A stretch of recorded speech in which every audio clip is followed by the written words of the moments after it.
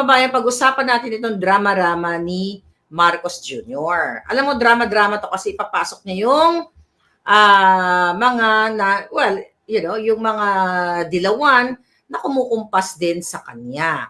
Ngayon, mga kababayan, bago natin pag-usapan yan, itong mga drama-rama ni Marcos Jr., ni Paul Boronic, ni Bangag, ang tawag dito ay, of course, drama-drama, at ito ay damage control. Kasi recently, ay kitang-kita yung kapalpakan at hindi recently, simula pala, day 1 niya ay talagang palpak na. Then, napatunayan natin na mga supporter ng katotohanan at supporter ng mga Duterte, supporter ng bayan, ay ang pangbaboy dito sa usapin ng pera ng bayan. Like yun nga, yun sa national budget, na didelay yan, ang oral arguments dyan sa Supreme Court, yung lahat ng mga anomalya, yung kaletsya ni Bangag, na tungkol sa 20 pesos per kilo na bigas, na hindi naman long-term approach, kung hindi short-term, dahil ginamit lang ito sa election season o election during halalan and everything. And now, di ba, although meron pang 20 pesos na kilo na bigas, pero ito ay drama lamang, pumipila pa ang taong bayan, hindi lahat ng Pilipino ay nakakabili. Ito po ay pagkontrol ni Bangag Jr. sa mga pangyayari dyan sa kanyang polboronic government. Diba? Bago mag-eleksyon, ang baba pa ng kanyang trust rating. Dahil sukang-suka na nga ang mga tao, di ba? Ang mga Pilipino, ang taong bayan sa kanya. So ngayon, ang kanyang bagong strategy ay magdrama silang lahat. O sige mag-resign muna kayo magbiga-biga muna tayo, magdrama-drama muna tayo para kunyari ilis natin yung issue. Not only sa local, di ba? Doon sa mga observer na nakatingin sa ating bayan, dahil nakita rin yan ng European observers yung pandaraya sa halalan. Di ba? Yung mga discrepancies na ayaw nila papasukin itong mga European observer. Remember that? Nag-imbita sila ng mga European observer para daw mapanatili ang clean and honest election, chuchu-chuchu, pero hindi naman inalaw sa loob ng presinto. So ito yung mga strategiya lamang, ito yung mga drama-rama or optics ng Bangag Jr. na ito na kunyari mag-resign kayo para i-reforma natin ang gobyerno, i-reforma yung gobyerno, titignan niya kung sino yung nagpe-perform ng mabuti or hindi, Wala pong reforma to. Ito yung lahat ay kajotahan. Diba? Or ito ay pagtitest din niya kung sino talaga yung asong julul na sunod-sunuran sa kanya. Okay? At kung sino naman yung what? Yung so-so lang. Diba? So-so lang. So ngayon, ang nakikita natin dito, mga kababayan, sa kanyang courtesy resignation, chuchu, ay hindi ito totoong ililinisin niya yung government. Diba? Aayusin niya, dapat daw, sabi nga ng tagapagsalita niya, bawal ang tamad sa gobyerno, ganyan-ganyan, sa gobyerno ni Paul Boronic. Hindi po yan totoo na ire-reforma niya o ililinisin niya. Dahil bago pa man siya umupo, madumi na sila. Si Bangag Jr., ang Marcos administration. Sobrang dugyot na. So wala pong puwang niya salitang yan na titignan kung sino nagpe-perform ng maayos o hindi. Ito ay pag-what? Sabi ko nga, pag-divert, pag-drama, ano tawag dyan? Kumbaga, nire-redirect doon sa issue na ito, na kunwari mabait si Bangag na parang, ay, eto, ang presidente natin, naku, sisibakin na, pinasisibak na lahat. Naku, ano na to, lilinisin na itong ating bayan. Yun ay pinapadama lang kayo o parang galit na galit na yung taong bayan, di ba? Sa ginawa nilang yung discrepancy sa halalan.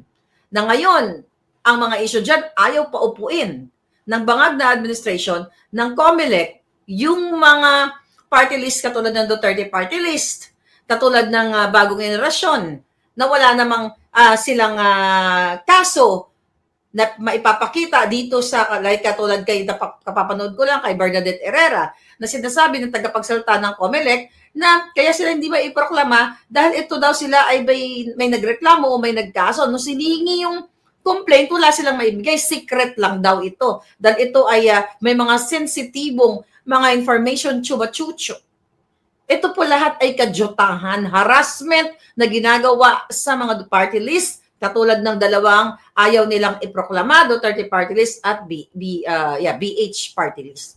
Ito po ay paglilinlang. Itong drama-rama ni Marcos Jr., na kunyari, nanawagan siya na mag-resign, na lahat, mag-courtesy resignation kayo. Lumang tugtugin na yan. Lumang tugtugin yan. Even though ginawa yan ng mga past administration, not only ito si Bangag, pero nung panahon ni Pangulong Duterte, nalala nyo, may panawagan din si Pangulong Duterte doon, yung patungkol doon sa, I believe yung sa Pulburon, sa PNP, yung mga sangkot doon sa Pulburon. Pero sa part ni Pangulong Duterte, yung kanyang panawagan doon na mag-resign itong mga nasasangkot sa Pulburon or else, 'di ba? Kayo ay talagang parang binibigyan pa ng tsansa. Yung sa side sa part ni Pangulong Duterte, direct yung target niya PNP. O ito kasi ito mga sangkot dito yung mga jutang ginines kung sino man 'yan. Parang binigyan yata niya kung tama pag-aalala ko ng ultimatum na pag di kayo nag-resign, 'di ba? Ito parang binibigyan pa niya ng pagkakataon, na magbagong buhay siguro itong mga in-appoint niya and everything. Pero sa kay Bangag, isang teatro, isang palabas lamang. Na kunyari, sunod-sunod sila nag-resign. Diba? Although hindi pa lahat. I believe yung isang bobo na si Gadot, kapit toko. Kahit ever since, diba, binlag ko yan. So, ang suka si Lisa Tanas dyan kay Gadon. Palibasa, pareho silang butlog ang mata. Diba? Ang magnanakaw, galit sa kapwa magnanakaw. Ang butlog, galit sa kapwa butlog. Diba?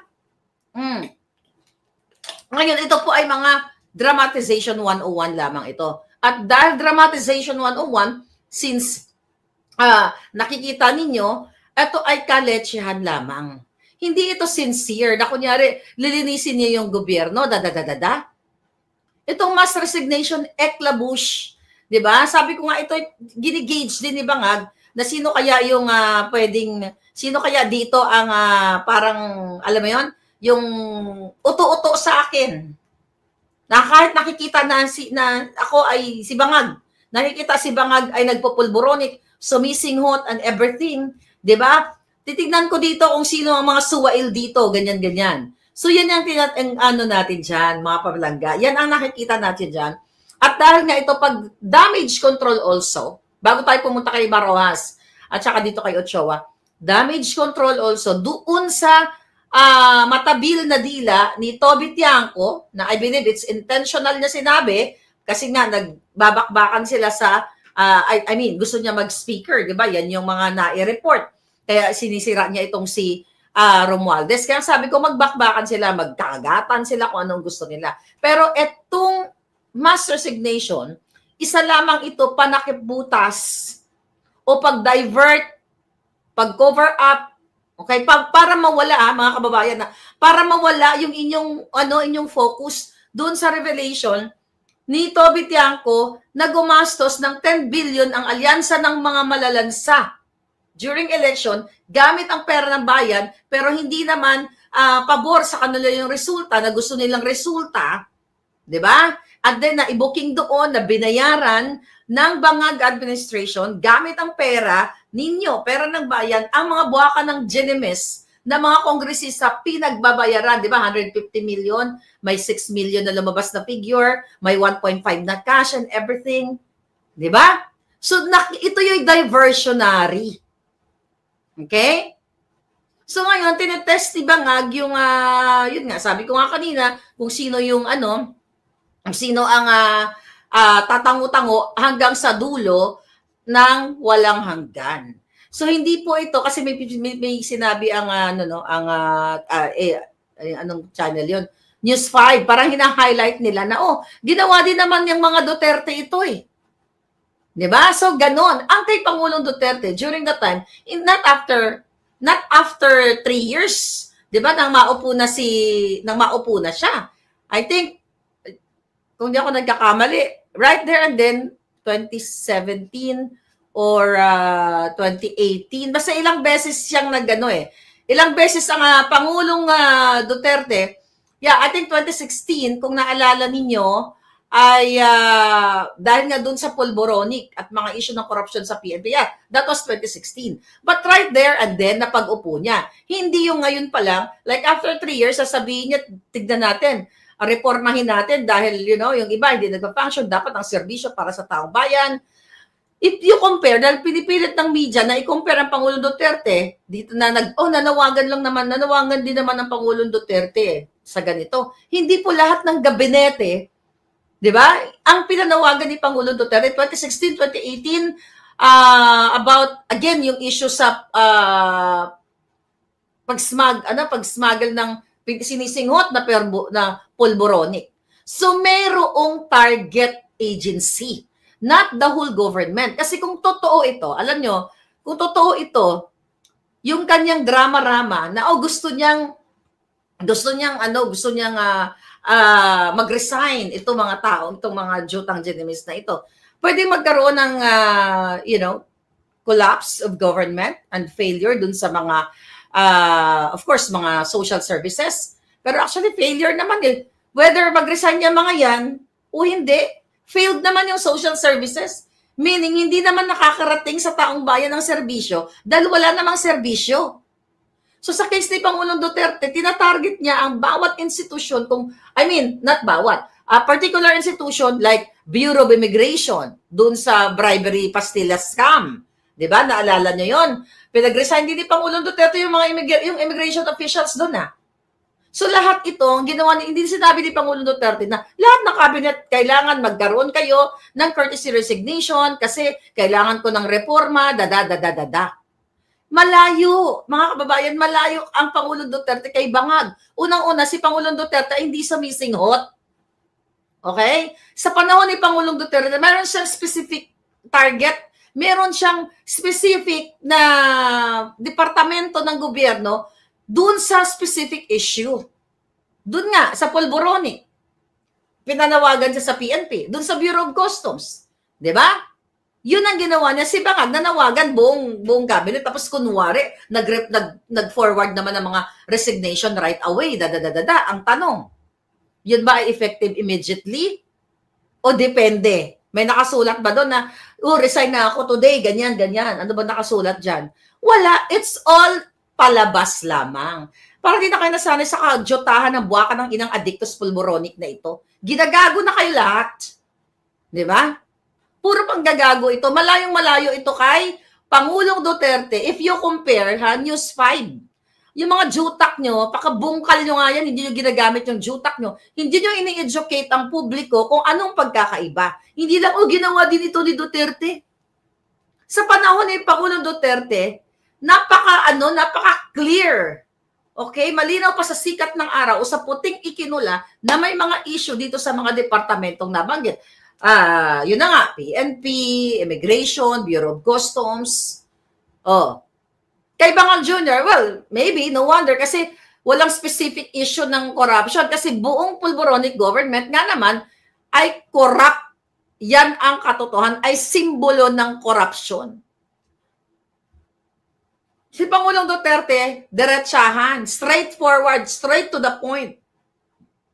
Ganon, PNP, kayo mga hinarap dyan, Kay Bangag, courtesy, chuchu-chuchu, Ngayon, sabi ko nga sa inyo, mga kababayan, etchos lang yan. Kasi tatanggalin, yung iba dyan naman talaga, yung iba dyan tatanggalin kasi ipapasok itong meron talaga dyan na ayaw niya. Kaya lang, dahil walang bayag si Bangag. Wala siyang bayag. Hindi siya straightforward dahil hindi naman siya nagpapatakbo. Okay? Wala siyang ka-balls-balls. Alam nyo naman, di ba, yung partner ni Lisa Tanas dyan, na si Jojo Ochoa, si Paquito Ochoa, na dating Little President o Executive Secretary ni Noynoy. Siya ang savior noong 2012. Naalala nyo kung anong susunod kong sasabihin. Sige nga, tignan natin. Okay. Balikan natin. Tignan natin sa komento. Ngayon, Ito ngayon ang mga nakakarating sa atin galing sa mga juting ahas natin. Okay? Hindi natin alam kung gagawin ni Bangag kasi alam nyo naman yan kapag in-expose natin, biglang, ay, para ano, tama si Edney Calixto, tama, PIDEA leaks. Remember PIDEA leaks? Binuking ni Agent Morales na nung ire-raid na nila ang condominium, okay, ni Maricel Soriano, diyan sa 46C ba yun, mga kababayan? Tama ba yung number ko? Basta sa condo niya. Ngayon, mga kababayan, Agent Morales buhay na witness. Sinabi niya sa Senado na si Paquito Ochoa ang nag-intervene, di ba? Para hindi matuloy ang raid kay Marcos Jr. kasama si Maricel Soriano na sila ay nagdudurog ng white powdery substance. So kaya ang laki talaga ng utang na loob ni Bangag Jr. kay Ochoa, Rockwell. Yeah, Rockwell. Thank you, darling. Dami kami. Sa dami ng issue natin doon, kaya talagang patulungan nyo. Okay? Was it? Okay. Basta yun. Ayan. Ngayon, yan ang nakakarating sa atin. Dahil nakikita niyo naman na Pulawan is talagang magkakampi na sila. Yung mga Dilawan na kumukutya na nakikipaglaban, yan. Sabi ni Shed, okay, mamaya na yan, Shed. Babasahin natin yan. Yung, ano? Okay. So, yung mga tawag dito, yung, balikan doon sa PIDEA leaks.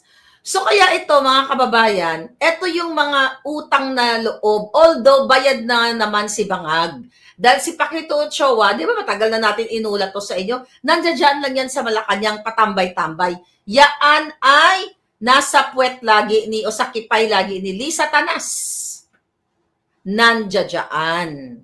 Dahil nga sinave ni Paquito Ochoa, dating Executive Secretary ni Noynoy, si Marcos Jr. na mahuli na siya ay talagang talamak ang kanyang addictus benedictus sa ipinagbabawal na pulboron.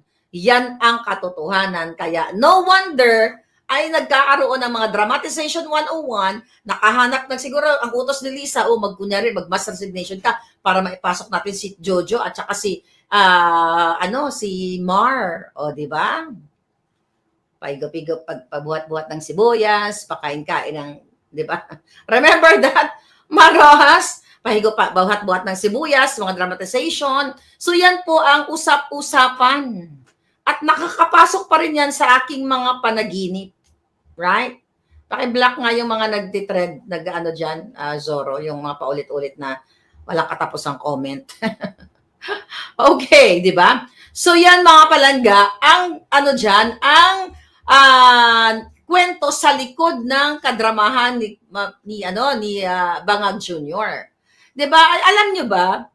Akala nila siguro bibilib kayo, ay ang galing ni Bangag. Ay abaw, nanawagan, Alam niyo, lalo lang tuloy nasusuka ang taong bayan at lalong naliliwanagan ang taong bayan dito sa harap-harapang dramatization 101 at pag-manipulate, pag-control ng naratibo sa social media, sa mga media, na kunyari ito ay para sa cleaning, di ba?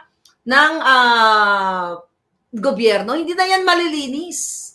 Ang dumi, pumapasok hanggang sa mga kipay. Okay? At saka mga buli ng mga, well, anyway. Diba? So, yan, mga kababayan. Sobrang dumi na hindi na malinis unless na si Bangag ay tanggalin ninyo. At siya ang pag-resignin ninyo. Diba? Taong bayan ang sasagot, ginagago kayo. Diba? Kung totoong lilinisin ni Bangag, itong gobyerno ninyo, dapat pinanagot niya yung 5,500 flood control, kung saan napunta. Pinanagot niya kung sino nag-author, kung bakit zero budget ang PhilHealth. Well, sila nga lahat yan. Paano niya panagutin ang sarili niya? Panagutin niya yung smuggling dyan sa Bureau of Customs na pamilya rin niya ang nagpapatakbo. Hindi ito malilinis hanggat nandyan si Marcos Jr. na addictus benedictus, addictus, At ito ay authenticated dito sa Los Angeles, California. Paulit-ulit natin yan. So itong Dramatization 101 nila, mga kababayan, ito ay isang diversionary optics, kung ano-ano pa, name it. Polboronic ops. Di ba? Matagal na may krisis ang Pilipinas pagpasok pa lang niya. Diyan pa nga lang ulit-ulitin natin yung 20 pesos per kilo na bigas. Hindi ba ano bang nararamdaman ninyo? For 3 years, ngayon lang niya lilinisin? Tapos kunyari, nag-resign naman ng mga buhaka ng Genimes. Nagkaudsundo na mga yan. Ganyan ang drama ni Lisa Tanas. Aba, kunyari magnawagan ka, ganyan-ganyan. Biga-biga, mass resignation, chuchu. Oh, ganun yan. Strategy din. Ba't ko kilala si Lisa Tanas? Buwaka nang inakasama ko yan sa paglaban namin sa electoral protest. Alam ko ang bitukan yan, madumi. Buong pagkatao ni Lisa Marcos ay mabaho pa sa imbornal. Kulang ang buhay ni Lisa Tanas Marcos, ni Marcos Jr., kulang ang, kung ibabalik natin, yung mano-manong paggurgur sa kanila parusa. 'Di ba? Noong unang panahon, ang parusa ay mano-manong gorgoriog, 'di ba? Oh. Kulang 'yan sa ginagawa nilang pangdaraya sa inyo. So itong mass resignation, itong kapudyotahan, huwag kayong matuwa dito dahil hindi ito totoo. Para lang nila, i-avoid yung kanilang mga scandalous. Oh, yung mga scandalous. Speaking of scandalous, hindi pa nga napapanagot yung ginurgur dyan o nagurgur sa loob ng Malacanang na in-expose natin na PSG. Ang dami. Hindi nga napanagot si Michael Ma, nandyan pa. Si Michael Ma, paulit-ulit, ayan, kaya nga nananawagan daw kay Ping Lacson. Alam ni Ping Lacson yan, nasa kanyang privilege speech na yung inappoint ni Marcos Jr. na si Michael Ma, si Jung, nagalaging kasama ni Lisa Tanas. Ginawa pang special envoy na wala pong black and white. Walang papel na ipinakita sa buong Pilipino, wala. Pero ang media ay tahimik. So kung gustong linisin ni Bangag Jr., linisin niya muna ang kanyang sarili. Uminom muna siya ng, uminom siya ng Zyke, Lon. Di ba? Uminom ka niyan, Bangag. Para sakaling malinis mo ang iyong sistema. Uminom ka niyan, masarap yan. Di ba? Para malinis mo talaga ang iyong sarili. Linisin mo para matanggal yung matanggal yung strain, okay, ng polboronic para once na mag-polboronic test ka na, malinis ka na. Oh, di ba? Ang PCSO, tignan nyo, wala na. 436 million, 36 winners ang maanumalyang pagpapanalo na hindi nyo naman alam, di ba? Kung sino talaga yung nananalo. Yung pagpalit ng, ng damit, ng nanalo. Okay? Na inamin mismo. Nilangka, na pinagpalit na yung damit. Diba? Kasi para daw, hindi maano ng kapitbahay. Putang ina, ginagago na kayo. Tanga pa rin kayong mga pulawan kayo. Hindi kayo kasali, palangga, diba? Yan yung maanomalya. Ginagago na kayong lahat. Kaya kung gusto talagang maayos ang buhay ninyo, si Bangag ang paresay ninyo. Paalisin nyo sa dyan dahil ginagastos nila ang pera ninyo. Dinadala nila kung saan sa mga offshore accounts. Kitang-kita at sinabi na mismo yan ni Amy Marcos Mangga na hindi si Bangag Jr. na kapatid niya ang nagpapatakbo sa bayan ninyo. Ngayon, ang mga Pulawan, tatanga-tanga pa rin. So ngayon, dati ang mga Pulawan, di ba tayo galit na mga Pulawan kasi I'm not Pulawan anymore. Right? Galit na galit sa mga Marcos, Magdanaka. O ngayon, tingnan, abangan niyo si Maroas, abangan niyo si Ochoa. Yan, kung hindi yan babawal, siguro sasabihin naman ni Lisa Tanas, naku, binlog na naman ni Maharlika. Ganyan. Mag-change strategy tayo para magbuka siyang fake news. Di ba? Yan, mga kababayan. Yan ang mga susunod dyan. Tapos titirahin si Sara Duterte sa 125 million. Na hindi nila napatunayan na yun ay nilustay. Pero ang malinaw na 10 billion tumataginting Recent lang yan na in-expose ni Toby Tiangco na ginastos sa eleksyon para pambayad sa tao, pagbili ng boto. Tahimik kayong mga pulawang, mga gunggong. Mga alpot patotot, nami pang guliton ang lokiton ang mga latbi nyo. Tahimik kayo sa 10 billion. Tahimik kayo. Doon sa sinabi mismo Tiangco na binayaran o binigyan ng pera ang bawat kongresista sa form of ayuda. Harap-harapan, nagpapakamangmang pa kayo. Kaya wag na kayong umasa na asenso ang Pilipinas hanggat hinahayaan niyo si Marcos Jr. na sumisinghot diyan sa Malacanang. Yan ang katotohanan. Wag na kayong mangarap na meron pagbukas. Dahil patuloy kayong haharasin, gigipitin. Katulad na lamang kung kayang gipitin yang si Bernadette Herrera. Bagong henerasyon. Ang nakalain mo sasabihin ng COMELEC, hindi pwedeng i-proclaim yung kanilang party list kasi merong reklamo, may kaso. Hinihingi yung kaso. Walang maipakitang kaso. Secret daw. Anong kaputang inahan niya? Secret? Katulad ng ginagawa sa akin, di ba? Well, you know na my case. Secret? Tanim kaso. Katulad ng ginawa kay distressed mother. And by the way, I think, a distressed mother, sa hindi nakakaalam, bago pa po ang, nung in-expose ko yan, yung si distressed mother na pinakidnap ni Lisa ang 2 anak sa Turkey. Gusto ko lang sabihin ngayon, I think it's good to say na dahil tapos naman ng eleksyon, I would like to thank Attorney Vic Rodriguez. Ilingid po sa inyong kaalaman, si Attorney Vic Rodriguez po ay isa sa nilapitan kong mag-advise kay Sheena, kay distressed mother. At lingid din sa kaalaman ninyo ay nilapitan ko si Attorney Vic Rodriguez para represent yung bumaliktad. 'Di ba? Si Mr. Vicente Cunanan. Bumaliktad, 'di ba? Bumaliktad sa kanyang kasinungalingan. Si Attorney Vic din po ang tumulong ng walang pisong binayad yon para sa kanyang kaso at na-dismiss yung kaso. Attorney Vic, alam ko ayaw mo to, but I have to say this. Okay, paminsan-minsan, ayaw ko din makinig sa nagsasabi, wag na, ganito, baka sabihin eleksyon. Wala nang eleksyon. Yun ang para sa kaalaman ninyo. Lahat ng inapi din yun si Vicente Cunanan, kaso lang, nilamon ng kanyang prinsipyo. Yan po, mga kababayan, ang mga pinakidnap ni Lisa Tanas na 2 bata sa Turkey.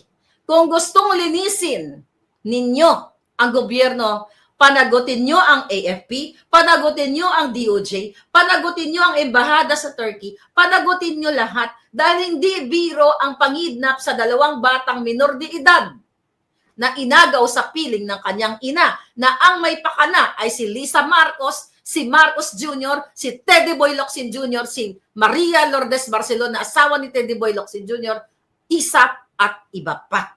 Paulit-ulit kong sinabi yan, 2023. Ko pa sinabi sa inyo. But again, gusto ko pasalamatan ang mga taong nilalapitan ko ng mga tulong, 'di ba, na mag-represent dito. Ano sabi ni Attorney Vic Rodriguez diyan? Kung naalala ko, nagkaroon kami ng conference meeting kasi nilalapit ko. Naaawa ako eh. Sabi ni Attorney Vic, mahirap manalo ngayon, Maharlika, kasi hawak ng nandyan pa ang Marcos government.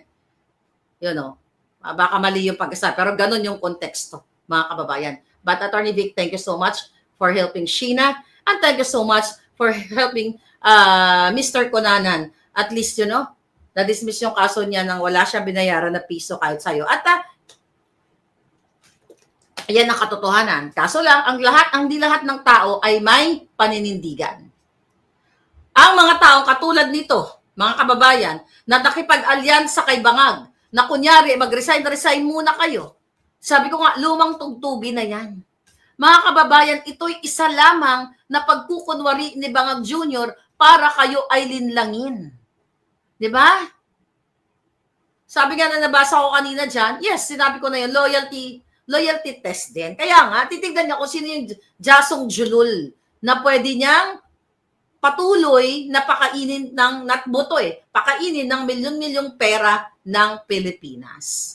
So makikita natin, itong si Ochoa na ito, talagang sanggang dikit ni Lisa Tanas sa kanyang most, na law firm. At napag-alaman pa nga natin dyan, alam mo kung mas next na administration, dapat paimbestigahan kasi ayon sa nakarating sa ating report, ang hinahawakang kaso ng most na yan, dati, ni Lisa Tanas at ni Ochoa, ay ang mga malalaking sindikato. So, tingnan natin. Diba? Excuse me. So, mga malalaking sindikato.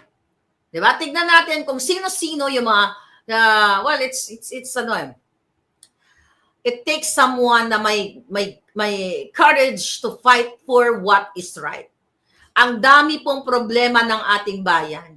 Ito ngayon ang problema na yung mga dilawan na kinutsa-kutsa ng mga pulawan na nga ngayon sila, ay magkakasama na sila dahil ito ay mga walang what? Mga walang prinsipyo. Paano ka magkakaprinsipyo? Diba? Tuwang-tuwa ang mga dilawan, galit na galit. Ang pinaka-love ko lang na dilawan, andyan sino ba yon? Si Palangga. Attorney Guanzon. Alam mo, kaya ko nang binoljack-boljak yan dati si Attorney Guanzon. Dahil nga nagningiwi-ngiwi siya. Pero tama si Guanzon. At siya lang ang nakikita ko, nag-iisang pinklawan, dilawan, na may paninindigan. Diba? May paninindigan na hanggang ngayon, pinanindigan niya na addictus benedictus itong si Bangag Jr. O, diba? Yan mga kababayan. Tapos ano sasabihin nila? Courtesy resignation. Diba? Walang puwang ang mga tamad at kurap. Julul! Ito sabi ni Clarissa Taratara. Wala daw puwang ang mga tamad at kurap. Kinakausap niya yung amo niya na tamad. Diba? Na hindi marunong magtrabaho, ang alam ay magnakaw lang at suminghot, lumaki ng walang alam, pakonyo-konyo, pagiwi-ngiwi, pabangag-bangag, diba? Patamad-tamad. Yan ang katotohanan, mga kababayan.